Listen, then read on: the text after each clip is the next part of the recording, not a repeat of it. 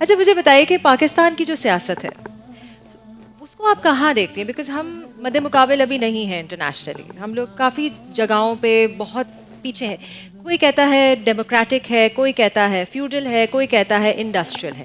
How do you see it? Lali, it's a mix.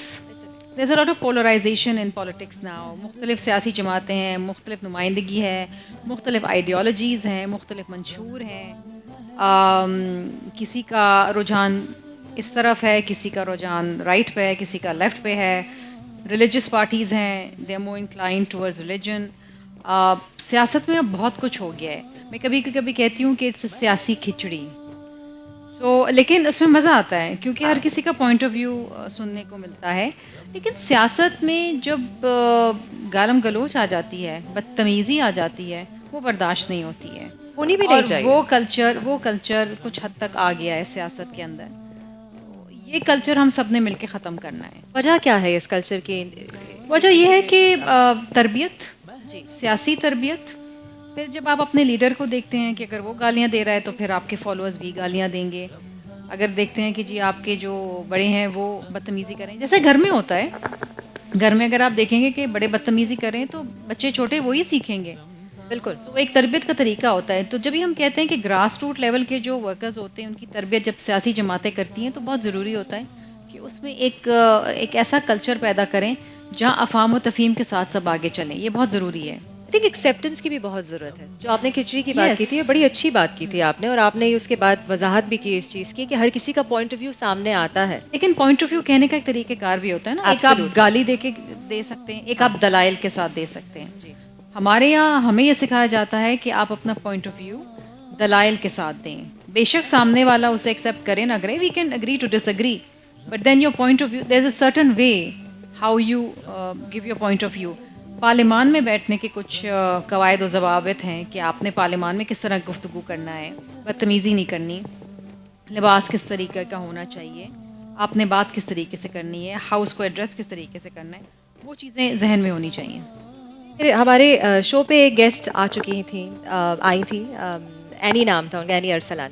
سو وہ سکھاتی ہیں etiquettes in the corporate world. ٹھیک ہے، which was a very interesting concept for me because I think Pakistan میں اس طرح کی چیز میں نے بہت کم سنی ہے. میں نے بھی نہیں سنی. ہے نا؟ And she is working for an international company جو پاکستان میں جو ہے وہ پروڈکشن کرتی ہے، بیکاز کپڑے کی پروڈکشن بہت ہوتی ہے یہاں پہ جس کے بارے میں ہمیں نہیں معلوم ہوتا. سو آپ کو لگتا ہے اسی قسم کی ایجوکیشن جو ہے وہ سیاست دانوں کو بھی دینی چاہیے کہ وہ ایک امیج جو بن گیا ہے ہمارے سامنے وہ ختم ہو جائے، تو پھر اس سے پھر آگے نکل کے ہم دوسری باتوں پہ آئیں؟ ہونا چاہیے. ایک تو ہماری رولز آف بزنس کی بک ہوتی ہے، اس کو اگر آپ پڑھ لیں تو اس میں ہر چیز لکھی ہوئی ہے کہ آپ نے پارلیمان میں اپنے آپ کو کس طریقے سے کنڈکٹ کرنا ہے، کیا آپ کہہ سکتے ہیں، کیا آپ نہیں کہہ سکتے، کس طریقے سے آپ کسی کو انٹرپٹ کر سکتے ہیں، نہیں کر سکتے، تمام چیزیں. لیکن میں سمجھتی ہوں کہ پریکٹیکلی بھی ایٹ لیسٹ نیو کمرز کو یہ تربیت ہونی چاہیے. آپ نے بہت پہلے قدم رکھ لیا تھا پالیٹکس میں، ٹھیک ہے، 15 سال پہلے. 15 سال پہلے، جو کہ ایک طویل عرصہ ہوتا ہے، ایک اور طویل وہ عرصہ بھی ہے. ایسی پروفیشن میں جہاں سر فہرست مرد حضرات ہوں. ٹھیک ہے، سو کس قسم کی اپوزیشن کا سامنا کرنا پڑا اور کس طریقے سے آپ نے اسے ڈیل کیا؟ اور آج تک آئی ایم شیور ڈیل کرتے ہیں. آپ سے میری ہو چکی ہے اس معاملے میں پہلے بھی بات. Saleh, when I initially came, تو I was very young and 15 years back I was very young, and جب میں آئی تو میں کیبنٹ کا بھی حصہ تھی. تو سارے جو بیٹھے تھے وہ بڑے ویٹرنس تھے اور میرے فادر کی ایج کے تھے. تو وہ سمجھتے تھے کہ لڑکی آئی ہے یہ کیا کرے گی، کچھ دن کے لیے آئی ہے چلی لگتی جائے تو گی. آپ ابھی بھی لڑکی سی ہیں، تو یہی چیز ابھی بھی سننے کو Thank you. ملتی ہوگی آپ کو. I'll take that compliment.